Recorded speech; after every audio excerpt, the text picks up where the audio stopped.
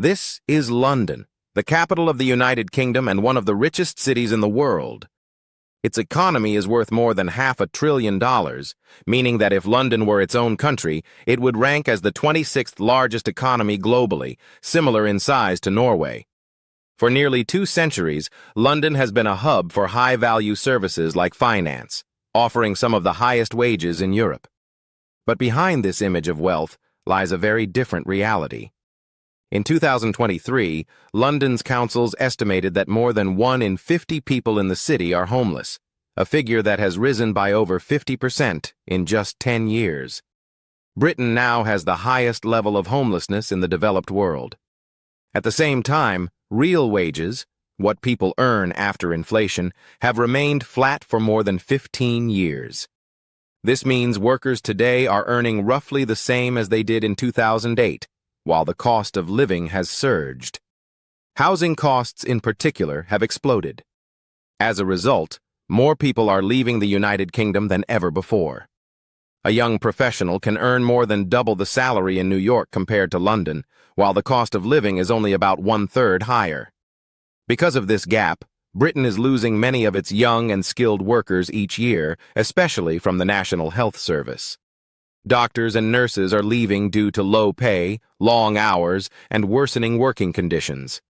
This outward flow of people mirrors the broader state of the British economy. Ironically, more people are immigrating to the UK each year than ever before, largely to access its world-renowned education system. But research shows that those leaving Britain are, on average, more skilled than those entering. This shift increases the number of low-skilled workers while reducing the pool of high-skilled labor, lowering productivity and weakening the quality of goods and services across the economy. This raises an important question. Why is a country that appears wealthy seeing a mass exodus of its youngest and most talented workers? One major reason is declining living standards. If London's economic output and population were removed from the UK, national living standards would drop by 14%, leaving the rest of the country performing worse than Mississippi, the poorest U.S. state, by income. Data supports this decline. In 2007, the average UK household was only 8% worse off than households in northwestern Europe. 15 years later, that gap has widened to 20%. On current trends, the average Slovenian household will surpass the British one, followed by Polish households later this decade. These stagnant wages hit lower-income households hardest. While top earners in the UK rank near the top in Europe, average households rank much lower, and the poorest households rank near the bottom. In fact, the lowest earners in Britain now have a standard of living 20% lower than similar households in Slovenia. At the same time, public services are deteriorating. Housing is the clearest example. The UK has failed to build enough homes for decades. Strict planning laws, limited public housing investment, and policy choices have created a severe housing shortage.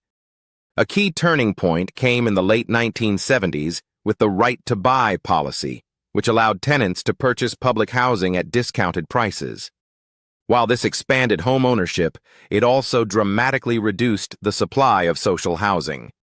Since then, social housing stock has fallen by about 25%, even as the population has grown. With fewer affordable homes available, more people have been pushed into private rentals, driving rents higher. House prices have outpaced wages for over 30 years, widening the gap between homeowners and renters. Today, England has 1.4 million fewer social housing units than it did in 1980. Overcrowding has increased, and homelessness has surged, often in the form of temporary accommodation. Between 2010 and 2023, the number of households in temporary housing more than doubled. Conditions are often poor, with damp, mold, and infestations common. Constant relocation disrupts work and education, reducing social mobility and trapping families in poverty. Local councils spent nearly $1.8 billion on emergency housing last year alone. These housing failures are driven by 3 main factors: insufficient home building, a shrinking social housing sector, and reduced financial support for renters. Younger generations have been hit the hardest. Older households are far more likely to own multiple properties, while younger adults are increasingly locked out of homeownership and forced to rent. Wage stagnation combined with rising asset prices has widened wealth inequality. Career progression has slowed, and many people born in the 1980s earn less by their early 30s than previous generations did. Faced with high housing costs and limited opportunities, skilled workers are leaving for countries like the United States, Australia, and New Zealand. Underlying many of these problems is weak productivity growth. Before the 2008 financial crisis, UK productivity grew at around 2% per year. Since then, it has nearly flatlined. Business investment has fallen sharply, with UK firms investing around 20% less than those in the US, France, and Germany. This underinvestment has led to outdated technology, weaker innovation, and skill shortages. Nowhere are these problems more visible than in the National Health Service. Founded in 1948, the NHS was designed for a smaller and younger population. Today, it faces rising costs from an aging population, expensive new treatments, higher drug prices, and rising wages. Despite increased funding and staffing in recent years, waiting lists have grown dramatically, and health outcomes lag behind other developed countries. Much of the additional funding has gone toward covering rising operational costs rather than expanding long-term capacity. Similar underinvestment affects transport and infrastructure. Major projects like HS2 have faced delays, cost overruns, and cancellations, further damaging confidence and productivity.